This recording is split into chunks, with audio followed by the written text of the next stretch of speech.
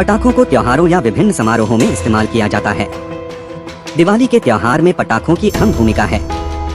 लेकिन क्या आप जानते हैं कि पटाखों का इस्तेमाल करना कब से और कहां से शुरू हुआ था?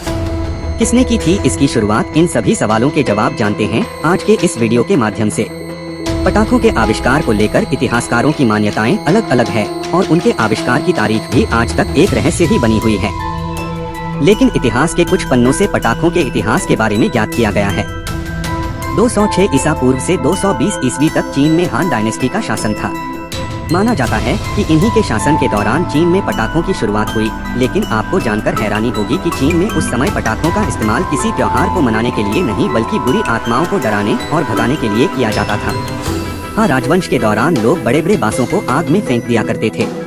आग में बांस जलने के बाद फट जाते थे, जिनसे एक जोरदार धमाका होता था और साथ ही धमाकेदार आवाज भी होती थी। दरअसल बांस में खोखले खड़े होते हैं जिनमें वायु होती है जो गर्म होने पर एक बड़ी आवाज के साथ फूलती है और फट जाती है।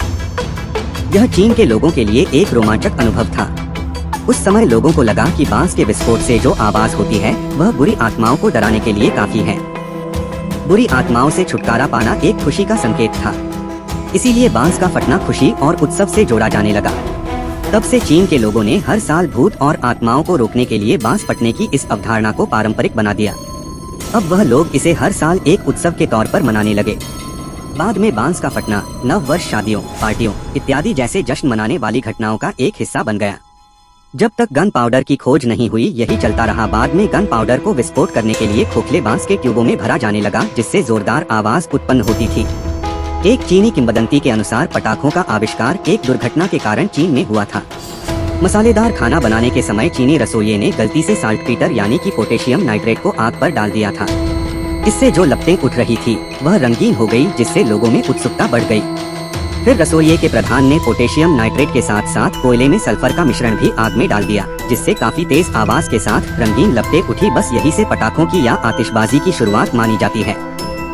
वैसे पहले पटाखों का प्रमाण साल 1040 में मिलता है, जब चीनियों ने इन तीन चीजों के साथ कुछ और रसायन मिलाते हुए कागज में लपेटकर फायर फिल बनाई थी। आतिशबाजी को रंगीन कैसे बनाया गया? हम आपको बता दें कि पटाखों के द्वारा की गई आतिशबाजी को रंगीन बनाने के लिए उसमें स्टोनसियम या बोलियम नामक धातुओं के लवणों का इस्तेमाल किया जाता है। इन पोटेशियम क्लोराइड के साथ मिलाते हैं। स्टोनसियम नाइट्रेट लाल रंग पैदा करता है, जबकि स्ट्रोंटियम कार्बोनेट पीला रंग, बोरियम के लवणों से हरा रंग तथा स्टोनेशियम सल्फेट से हल्का आसमानी रंग पैदा होता है। और इस तरह आतिशबाजी के दौरान हमें अलग अलग रंग दिखाई देते हैं जो बहुत ही खूबसूरत लगते हैं। अन्य देशों में पटाखों का इस्तेमाल कब किया गया? भारत सहित अन्य पूर्वी देशों में भी पटाखों का इतिहास रहा है। वर्ष 158 में यूरोप में पटाखों का चलन शुरू हुआ था। इटली में यहाँ सबसे पहले पटाखों का उत्पादन किया गया। इंग्लैंड में भी पटाखों का इस्तेमाल समारोह में किया जाता था। किंग जॉर्ज पंचम अपनी हर एक विजय का जश्न आतिशबाजी चलाकर मनाते थे।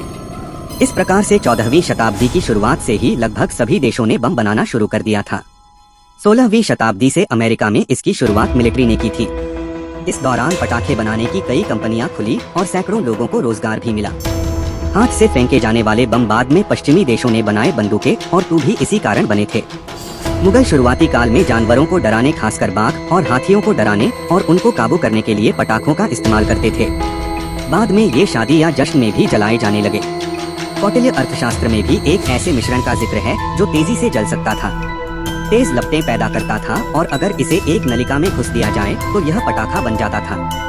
दोस्तों, अगर आपको हमारा वीडियो अच्छा लगा तो प्लीज लाइक करें, शेयर करें और कमेंट करें और हमारे चैनल मिस्टर JB फैक्ट्स को सब्सक्राइब करना ना भूलें ताकि हमारी हर नई वीडियो की अपडेट आपको मिलती रहे।